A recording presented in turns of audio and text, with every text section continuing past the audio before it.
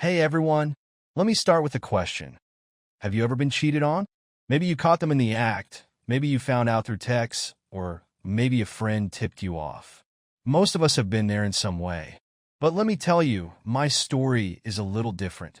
It wasn't some sneaky message or a lipstick stain that exposed my wife's affair. No, it was my dog. Yeah, that's right. My wife's infidelity was exposed by my German Shepherd. Now, before I dive into that mess, I should introduce myself. I'm just a regular guy. I work a steady job, provide for my family, and always thought I was doing a decent job of being a husband and a father. I've got 2 kids who mean the world to me, and until recently, I thought we had a pretty solid life. That's how it always is, right?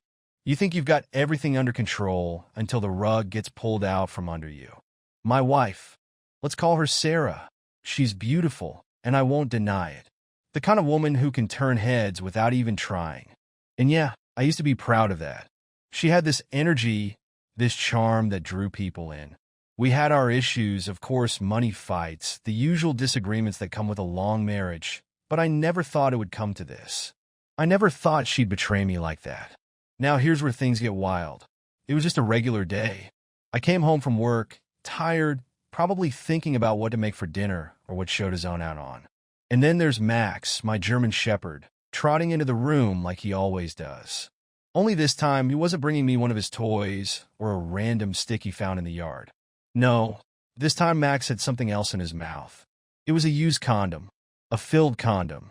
I just stood there, frozen, staring at it as if I couldn't believe my own eyes. I mean, what the hell was I looking at? Max was wagging his tail, proud of his find, but I could feel the blood drain from my face. It was unmistakable. The thing was used, tied off, and packed with someone else's. Well, you get the idea. And it sure as hell wasn't mine. My mind started racing, piecing it all together. While I was out there busting my ass at work, some other guy had been here, in my house, in my bed, fucking my wife. And here was the proof, dripping from the edges of that condom like a slap in the face. Now, most guys would have lost it right there, screamed, thrown things, maybe even packed up and left. But not me. That's not how I handle things. I don't panic. I don't make a scene. I plan. So instead of blowing up in rage, I did something else. Something that I'd been planning in my head the moment I saw that thing in Max's mouth. I took the condom from him, and I didn't throw it away. Nope. I walked into the kitchen, thinking about what to do. What's the best way to handle this? How do I make her pay, but on my terms? That's when the idea hit me. I'd make her a milkshake. 2 milkshakes, actually. One for me and one for her. But hers would be a little extra. I dropped the condom into the blender. The used condom, filled with this asshole's cum, and blended it right into the milkshake like it was just another ingredient. I know it's sick, but at that moment, all I could think about was payback. I wanted her to swallow the same disgusting betrayal she'd been feeding me. I wanted her to taste what she'd been doing behind my back. Once they were ready, I called her into the kitchen. "Hey babe, made you a milkshake," I said as calm as ever. She had no idea. She took the glass from my hand, smiling like everything was fine, like she wasn't sneaking some other guy into our bed whenever I was gone. She took a sip, and immediately her face scrunched up. "This tastes weird," she said, her eyes narrowing as if she could tell something was off. I just smiled and leaned back against the counter. "It's a secret ingredient," I told her, keeping my voice steady, like it was no big deal. She laughed, took another sip. "What is it?" she asked, still smiling, still oblivious. "That's why it's a secret," I said, watching her down the drink. She had no idea what she was drinking. No idea what I knew. I sat down on the couch afterward, flipping on the TV like nothing had happened. My heart was pounding in my chest, but I knew I had to keep it together. This wasn't the time for a confrontation. Not yet. I wasn't about to explode and give her the satisfaction of knowing she'd gotten to me. I wasn't just thinking about revenge. I was thinking about the long game. Because let's be honest, the moment I made that shake, I knew our marriage was done. I knew I was going to file for divorce. But it wasn't enough to end it. I needed to win. I needed to make sure that when the dust settled, I'd be the one standing with the kids. That's what mattered most to me, my children. And if I wasn't careful, the court would hand them over to her. Why? Because our incomes are about the same, and let's face it, the system's rigged for the moms. She'd play the victim card, bat her eyelashes, and walk away with the house, the kids, and everything else. I couldn't let that happen. So, I stayed calm. I waited. I played the part of the loving husband, even as she drank down that disgusting milkshake without a second thought. This was just the beginning. She didn't know it, but her world was about to come crashing down. And when it did, I'd be ready. The real game had only just started. After what I did with the milkshake, I knew I couldn't let my emotions get the better of me. This wasn't about quick revenge or some petty confrontation. I was playing for keeps, and the stakes were high. My kids, my life. I couldn't let her walk away from this unscathed, especially not after what she'd done. The next move had to be mine, but I needed time and space to execute it properly. So, I decided to take a long vacation from work. Now, I'm not talking about a tropical getaway. No, I told my boss that I needed time off to deal with some personal issues, and luckily, I had enough leave saved up to make it happen without raising suspicion. I needed to be out of the house, or at least seem like I was out, so she wouldn't suspect a thing. Every morning, I'd wake up, dress as if I was going to work, and head out the door. But instead of going to the office, I'd circle back a little while later and slip in through the back entrance. Our house has this side door that's barely noticeable, perfect for sneaking in unnoticed. It didn't take long for the truth to come out. On the third day of my vacation, I saw it with my own eyes. My wife, Sarah, was having her affair right under our roof, in the same bed we shared, while I was supposed to be at work. She wasn't even trying to be subtle about it. It was almost like she didn't care if she got caught, as if my work routine was so predictable, she thought I'd never catch on. That's when I realized I needed solid proof. Words weren't going to be enough in court. I couldn't rely on a hunch, or even the used condom Max had brought me. No, I needed irrefutable evidence to back me up, and that's when I got the idea to install hidden cameras. Honestly, I was surprised at how easy it was. These things aren't as expensive or complicated as I thought. A couple of trips to some online shops, and I had everything I needed. Tiny, unobtrusive cameras that I could hide in strategic places around the house. The bedroom, the living room, even the hallway where she brought her lover in and out of the house. Setting them up took a little finesse, but once they were in place, it was like I had a front row seat to her lies. But I wasn't done yet. You see, I wasn't just interested in catching her cheating. I wanted to break her down psychologically, and I wanted to be smart about it. Divorce courts can be tricky, and I knew she'd try to paint herself as the victim. So, I needed her to come off as unstable. That's when I started nudging her toward her therapist more frequently. Sarah had been seeing a psychologist on and off for a while, mostly for stress and anxiety. Nothing too serious, but enough for me to know there was a vulnerability I could exploit. I started planting little seeds, manipulating situations to make her feel like she needed those sessions more. I'd create arguments out of nothing, push her buttons just enough to make her feel on edge. Sometimes I'd mention how concerned I was for her mental health, how I thought it might be a good idea for her to see the psychologist more regularly. Other times, I'd bring up old issues from our marriage, making her feel like maybe she was the problem, subtly pushing her towards self-doubt. It wasn't hard. She was already fragile, and I knew exactly where to apply pressure. It worked. Soon enough, she was booking more appointments, convinced that the increased stress in her life had nothing to do with her own actions, but was somehow tied to our marriage, to me. Perfect. While all this was happening, I wasn't sitting on my hands. I'd already contacted a lawyer. A good one. I didn't want just any run-of-the-mill divorce attorney. I wanted someone ruthless, someone who could help me make sure I got what I deserved. When I explained the situation, my lawyer was quick to advise me on what needed to be done. We began documenting everything. Every bit of evidence I collected from those hidden cameras, every strange expense on her credit card statements, every late-night trip out of the house. We were building a case, and with every passing day, I was getting closer to my goal. She had no idea what was coming. Sarah thought she was getting away with her affair, and as long as I played dumb, She keeps slipping further into her web of lies. But I knew better. I knew this game was mine to win. We were ready. The lawyer and I started preparing for the divorce. All the evidence was being compiled, processed, and documented. There would be no escape for her when the time came. When I finally made my move, it would be with everything I had. And when it was over, I'd make sure my kids were with me, and she would be left with nothing but her lies. This was only the beginning. A few days later, after I installed those cameras, I finally had what I'd been waiting for, a full-on recording of my wife, Sarah, cheating on me in our own bedroom. It wasn't some grainy, unclear footage either. It was high-quality, unmistakable evidence. There was no denying what was happening on that screen. Watching it, I felt a mix of emotions I can't even begin to describe. It wasn't just anger or betrayal. It was like a slow realization that the woman I'd built my life with was a complete stranger to me. There she was in the bed we used to share, doing things I didn't even want to picture. It was sickening, but I kept my cool. That's the thing. I never let my emotions control me.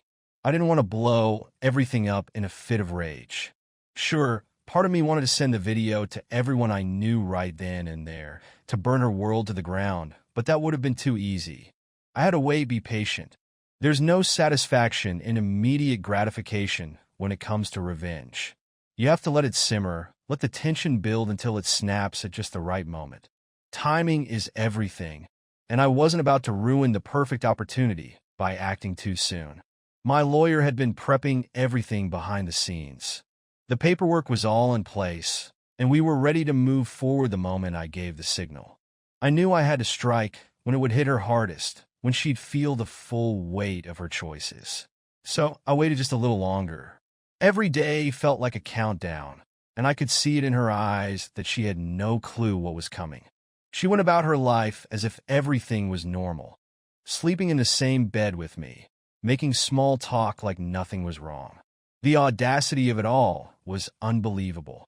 Then, when everything was perfectly set, I hit send. The video went out to all our mutual friends, every last one of them. There were no explanations, no context, just the raw footage. I didn't need to say anything. The video spoke for itself. Within minutes, my phone started blowing up. People were shocked. Some couldn't believe it. Others were disgusted. And a few of them reached out to me, expressing their sympathy. It didn't take long for the news to spread like wildfire. Her little perfect world was collapsing, and there was nothing she could do to stop it. I didn't want any more attention than necessary, but I needed people to know who she really was. I needed her to feel the weight of what she'd done. The looks, the whispers, she'd become a pariah overnight. People who thought she was this loving, doting wife now knew the truth, and it shattered any illusion she'd built around herself. Once the video was out, I didn't waste any time. I went straight to her and told her, flat out, that I was filing for divorce. Her reaction was priceless. She stood there, frozen for a moment, like she couldn't believe what was happening. I'll never forget the look on her face, her eyes wide with shock, her lips parting as if she was trying to form words but couldn't. And then, when the reality hit her, she snapped. She exploded in anger, calling me every name in the book. "You're an asshole," she screamed, her voice shaking with fury. "I never loved you. Not once." I just stood there, watching her unravel. Her words didn't hurt me. Not anymore. I'd already checked out emotionally by then. I knew what she was trying to do. She wanted to lash out, to make me feel something, to get under my skin. But it didn't work. I wasn't the one losing here. I simply looked at her, calm as ever, and said, "Doesn't matter now. We'll settle this in court." That shut her up for a second. I could see her mind racing, trying to figure out how to turn this around. But deep down, I think she already knew there was no coming back from this. The divorce was happening, and she was about to lose everything. Now, let me tell you about the court process. You might think divorce court is this somber, stressful experience, but for me, it was actually pretty damn satisfying. Walking into that courtroom, I felt like I had all the power. I was fully prepared, and my lawyer was ruthless. We went over every single detail beforehand, strategizing, making sure there were no loose ends. By the time we sat down in front of the judge, I knew exactly how this was going to play out. First off, I laid it all out there. I didn't hold back. I talked at length about her infidelity, of course, but I also brought up her mental health struggles. And I don't mean in a way that made me look like an uncaring husband. No, I framed it as concern. I told the court how I'd been worried about her for a long time, how she'd been seeing a psychologist regularly, and how her behavior had been increasingly erratic. I was careful to paint myself as the stable, caring parent, the one who was looking out for the best interests of our children. And then came the piece de resistance, the video. The same video I'd sent to our friends. I played it in court for everyone to see. The room went silent as it played. There was no denying what was on that screen. You could hear a pin drop by the time it ended. Sarah was sitting there, white as a sheet, unable to say anything. That's when she tried to flip the script. "He's a criminal," she yelled, standing up in the courtroom. "He distributed that video without my consent. He violated my privacy." Her voice was shrill, desperate, as if she thought she could somehow turn the tables and make me look like the bad guy. But I was ready for this. Calmly, I explained that I'd been hacked, that someone had stolen the video from my personal files and distributed it without my knowledge. And I had the paperwork to prove it. That same day, I had filed a police report about a fraud incident. I even had the report that detailed how someone had stolen $542 from my account. I presented it all in court, making it look like I was just as much a victim of this as she was. It worked. The judge couldn't pin the video leak on me, and Sarah looked like she was grasping at straws. I'd completely outmaneuvered her. She thought she could paint herself as the victim, but I'd played the long game, and it paid off. In the end, the court ruled in my favor. I got full custody of the kids. She could see them, but only by agreement and only under supervision. She lost the house, the respect of her friends, and everything she thought she could rely on. As for me, I walked out of that courtroom knowing I had won. I had my kids, my life, and my dignity intact. Sarah? She had nothing but the wreckage of her own choices to deal with. And I couldn't have been more satisfied. In the end, it wasn't just about the divorce. It was about taking control of my life again. And damn, did it feel good. Things have been going pretty smoothly since the divorce. I had custody of the kids, my life was getting back on track. And for the most part, Sarah seemed to fade into the background like the bad memory she was. I figured she'd lick her wounds, maybe try to rebuild whatever life she could from the wreckage of our marriage. I even allowed myself to hope that this might finally be over. But that was wishful thinking. Turns out, she wasn't done with me yet. It all started when I got a call from my lawyer out of the blue. His voice was calm, but there was an edge to it, the kind of tone that immediately makes your stomach drop. "We got a situation," he said. Apparently, Sarah had filed a motion to reopen the custody case, claiming that the original proceedings were unfair. That wasn't all. She was accusing me of manipulating the court and painting her as unstable to win custody. But the kicker? She was now accusing me of emotionally abusing her and the kids during our marriage. I sat there listening to the details, trying to make sense of it. It felt like a bad dream. She was alleging that I'd used my influence over the legal process to rig the divorce. And worse, she was now fabricating stories of abuse, claiming I'd neglected the kids, that I'd been verbally abusive, that I'd manipulated them to hate her. None of it was true, of course, but the fact that she was willing to go that low, it was almost surreal. I hung up the phone, my head spinning. It wasn't about custody anymore. Not really. This was her revenge. She couldn't handle the fact that she'd lost. So now she was coming at me with everything she had left, no matter how insane or destructive. It wasn't just an attack on me. It was an attempt to drag the kids through another legal battle. And this time she was playing dirty, real dirty. I went straight into preparation mode. I met with my lawyer, and we started to lay out a defense strategy. The thing is, we already had everything we needed. All the evidence from the divorce, the recordings, the video, the police report, all of it was still intact. But now, I had to defend myself from these new claims, which meant going through every single detail of our past life together and tearing apart her lies.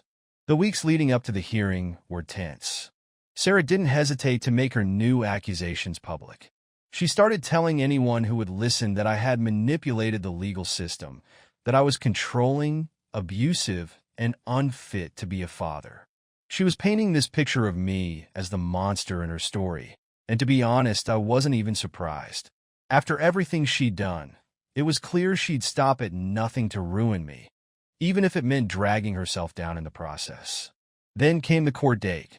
Walking into that courtroom again felt different this time. The first time, I was angry, determined to win and prove her wrong.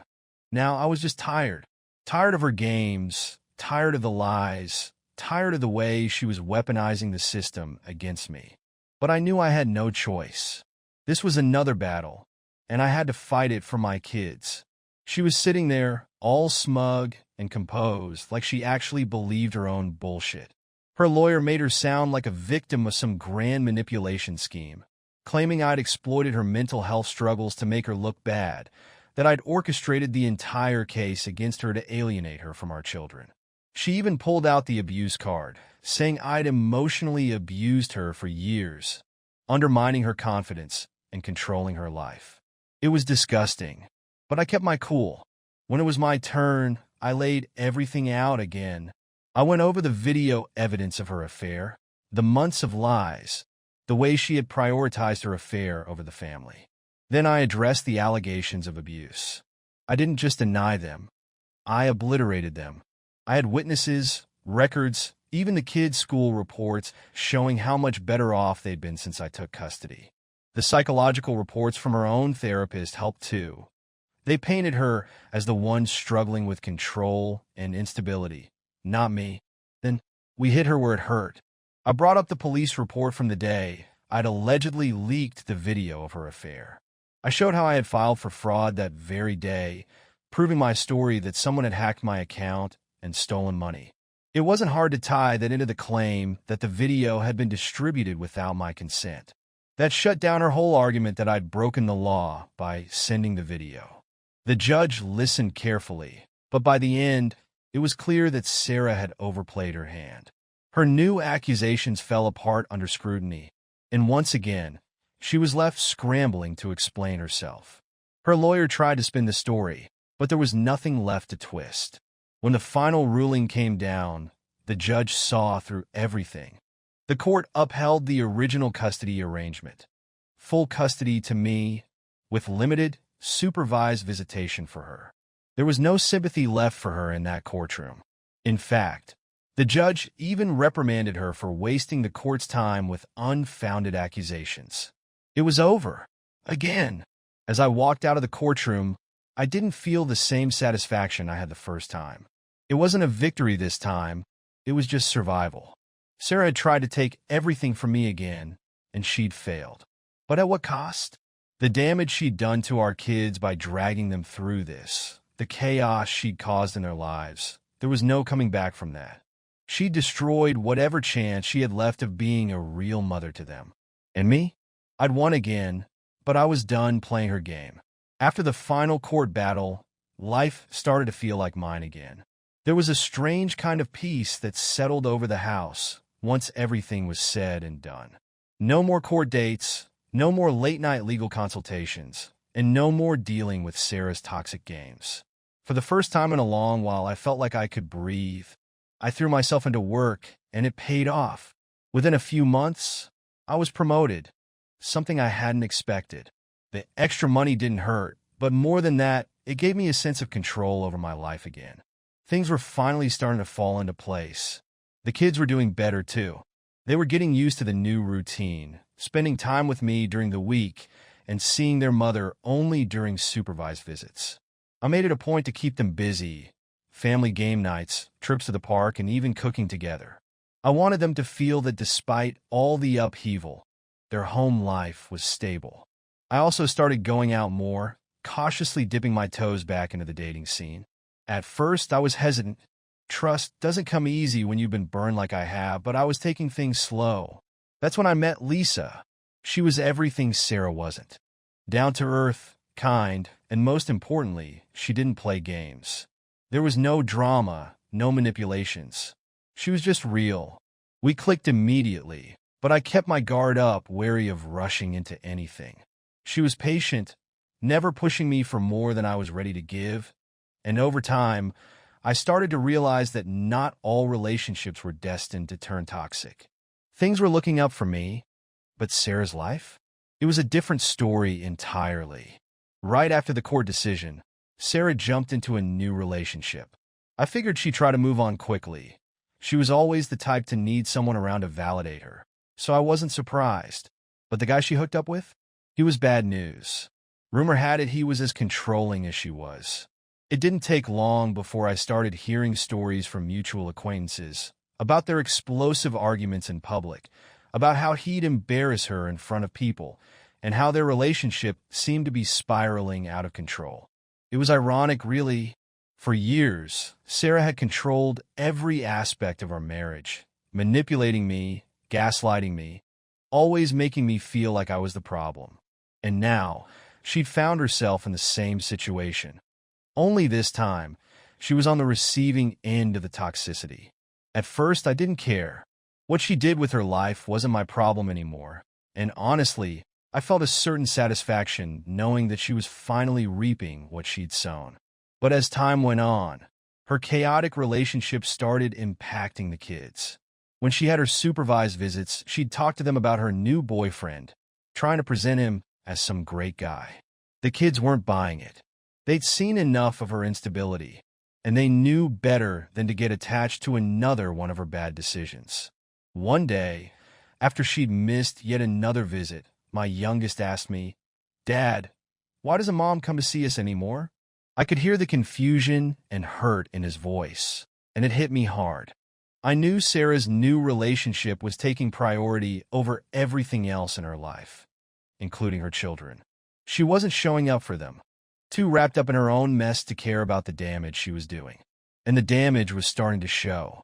Sarah and her new boyfriend were constantly in the spotlight for all the wrong reasons. Public arguments, rumors of cheating on both sides, and drama that spilled out into their social circles. It became obvious that she was in over her head. The guy wasn't just bad for her. He was destroying what little she had left of her life.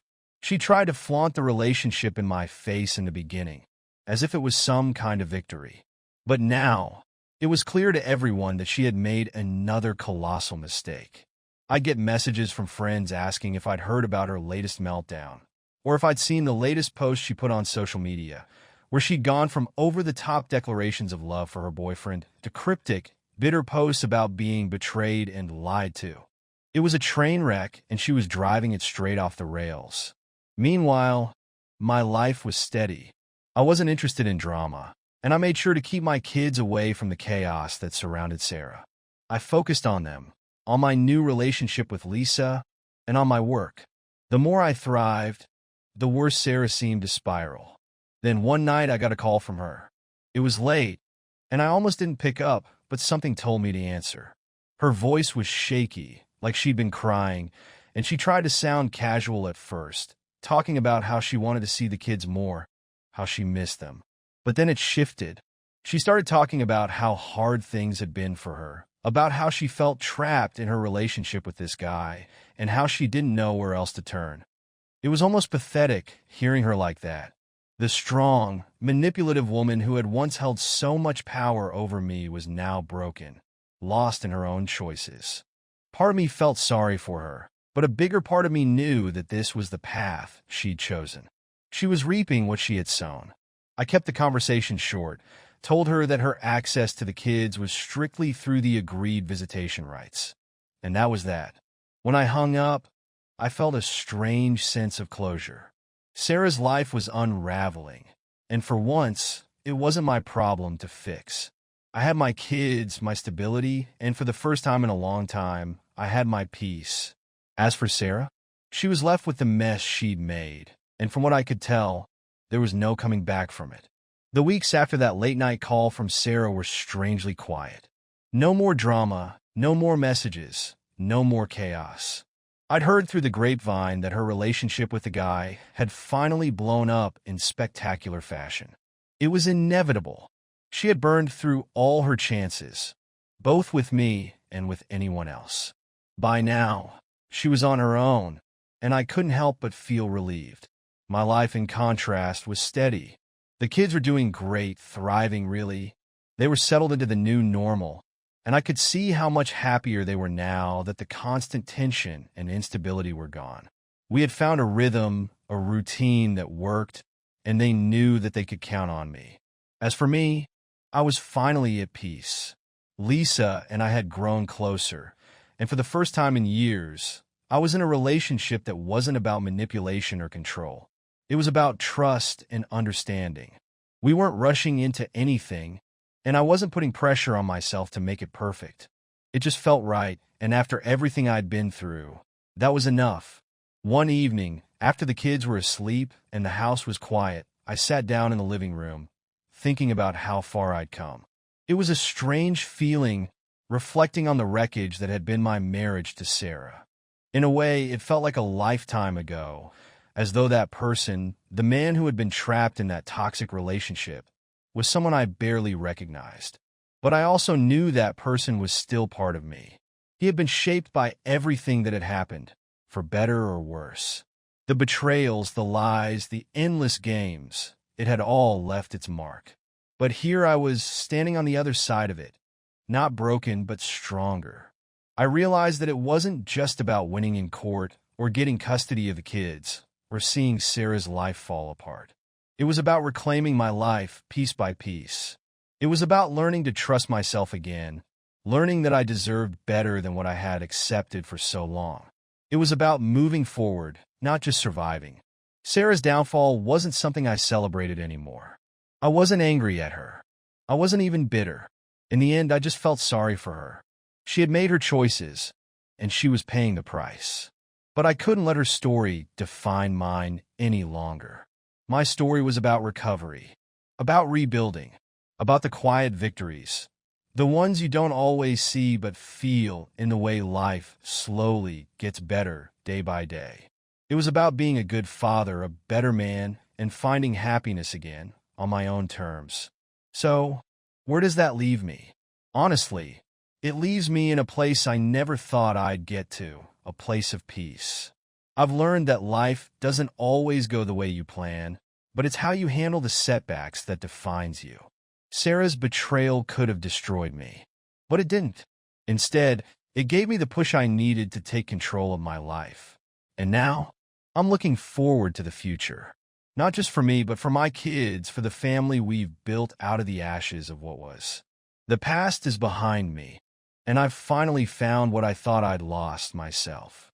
And that, more than anything, is the real victory.